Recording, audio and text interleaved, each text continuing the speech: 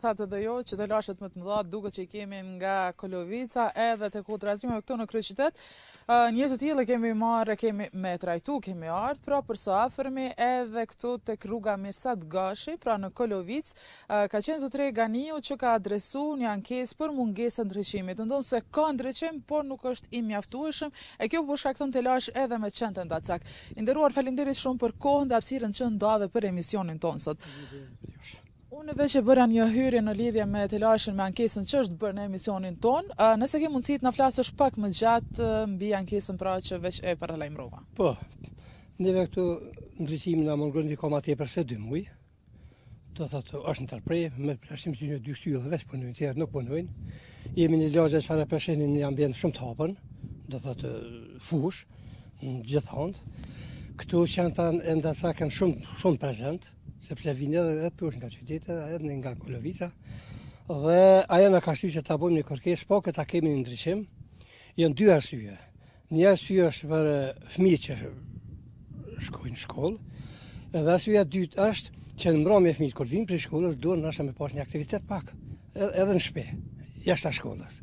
Dhe ata aktivitet zakonisht fëmijët e kanë pas që trasoj që kemi që të pej këtu deri të ferma, nuk ka shumë e gjatë, po megjithatë për fëmijë nashë ka mjaftuar, dikush me bicikletë, dikush me trotinet, dikush kom, dikush, po edhe në dritë të kanë dashur në fashë territori, bëjshëm.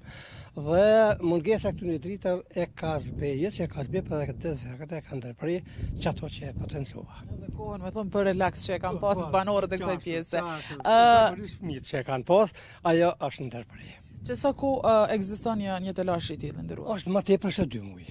Ma tepër se 2 muaj, do thotë nuk e di qysh është çështja e komunës, sa ka mbaruar tendera, po s'ka mbaruar. Po ju e keni adresuar ankesën edhe në komunë? Këta fëmijë tu e kanë adresuar. Edhe cila ka qenë përgjigjja që e keni marrë? Nuk kanë shohëm, nuk kanë marrë përgjigje, ndoshta ka du kontrata, pas kanë tender këto drita tu. Mos ndodh se nuk e di ndodh, as ndodh, do thotë kryesisht dritën kemi. Ju kanë dërgu ju kanë dhënë edhe një përgjigje se është duke u punu diçka në këtë proces apo se do të rregullohet? Informacionin që i kam nga këta fëmijë këtu, jo se unë kam pas pak një telash me shëndet, nuk kam qenë këtu deri tash.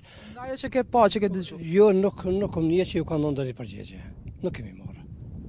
Edhe nëse vazhdon një telash i tillë, po themi edhe për një kohë caktuar, si do t'ja delni, do të ndërmerrni diçka vet apo do të prisni komunën për me u zgjedhur? Do të presim komunën, kjo është sigurisht është obligim dhe përgjegjësi e komunës me bokë.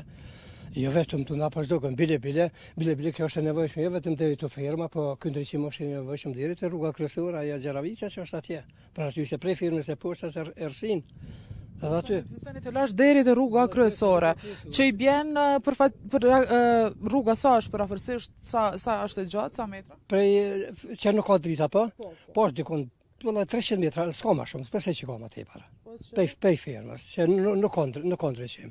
Nashta e pëthoj që shkaktore tensionin nol që kalon kështu, kum dëgju që nuk guxojnë me fut dritat e ty nuk e di, po megjithatë është edhe ai problem prej firmës se po është errës. E përmend edhe se qendra Dacak është një sfidë në vete tu e pas parasysh problemin e dritave.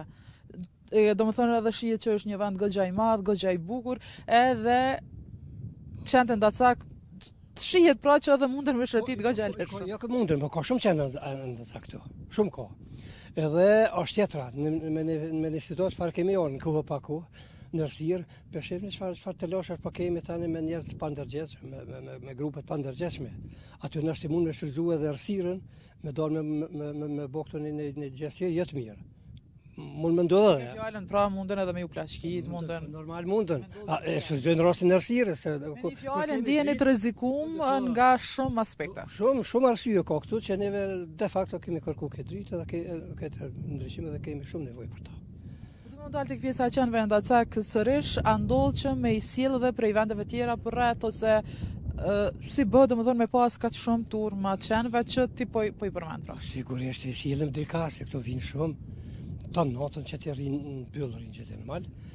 Ditën vi kësaj, natën në Ersin vi kësaj bile për na shkepin edhe këtu kontat e mbeturinave. Po na shkepin, po i hanë kështu. Do të kemi shumë telash edhe me ta. Komuna e Prishtinës pra e dim që ka ndërtuar edhe strehimorën edhe sipas komunës pra çdo ditë domethënë dalin në terren dhe shohin se aty ku është zonë pra e mbushur me qenë ndacak edhe i largojnë. Keni pa ju këtu në lagjen e juaj diçka të tillë pra ekipe nga komuna e Prishtinës që i kanë larguar? Jo, nuk kanë dalë këtu. Jo, më për një problem jo vetëm këtu, po ky problem i qenë ndacak është deri poshtë rrugat e xhamia atje poshtë. Deri atje ata shëtitin lërshëm poshtë në ato ka shumë qenë ndacak. Ka ndodhur që u sulmu të rriturit fëmijët, ndonjëherë ka ndodhur edhe në të kaluarën. Nuk kemi raste mirë po frigash, për arsye se dikush ka shumë fobi ndaj tyne, edhe mund më ndodha dhe ajo, por momentin deri tash nuk kemi pas. Mund më ndodha, ata janë të rritur, mund me sulmu fëmijën, mund me sulmu të rriturin. Komuna e Prishtinës e ka bodhe një numër, domethënë që me i lajmëru rastet është një numër që domethënë nuk e kam për momentin në mendje, po që është një numër pra që mundën në faqen e komunës së Prishtinës që qytetarët e Prishtinës mundën me i lajmëru rastet si sulmet pra të qenë ndacak, po edhe kudo në rrugë që shohin qenë ndacak dhe komuna vjen edhe i largon. A keni hasë diçka të tillë pra në numër? Ka djem kanë intervjuar nëpërmes aty në rrjetës. Po, unë jo këta kanë po mirë për përgjigje nuk kemi. Ndoshta komuna e Prishtinës ka të lashë edhe më të mëdha në rajonet e tjera, për Prishtina shumë e hapt. Edhe nuk mund me unë kam lexuar që në komunë Prishtinës qenë të ndacak po i binë pe fshatrave. Do thotë nuk janë ata veç po i binë pe fshatra. Prandaj një grup e hjek, po grupin tjetër e bin.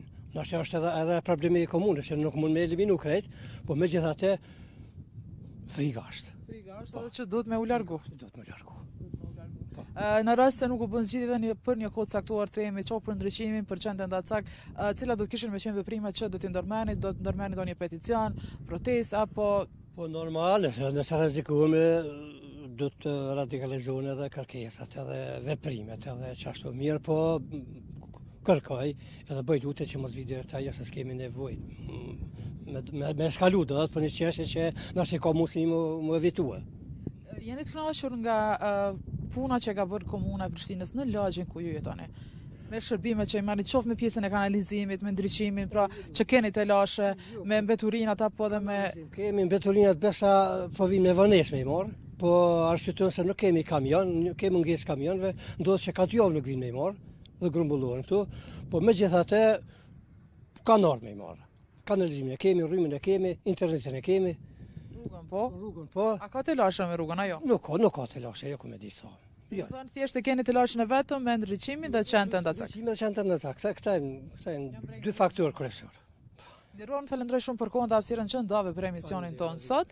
Nëse ke diçka për të shtuar që nuk të kam pyet lirisht. Ja, faleminderit shumë, edhe juve ju përshëndes, edhe ju falenderoj që keni dorë shpoko me çojt hallet tona dhe me pa.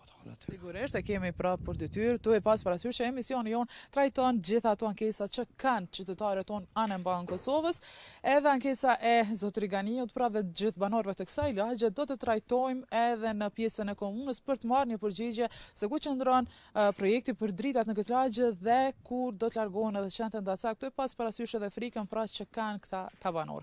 Kaq nga këtu e ne shihemi nesër diku tjetër. Shëndet dhe mbarësi për juve. Blerina, të falemderit shumë për të gjitha informacionet, falemderit edhe për këtë lidhje direkte, falemderit dhe qytetarit që kanë nda kohë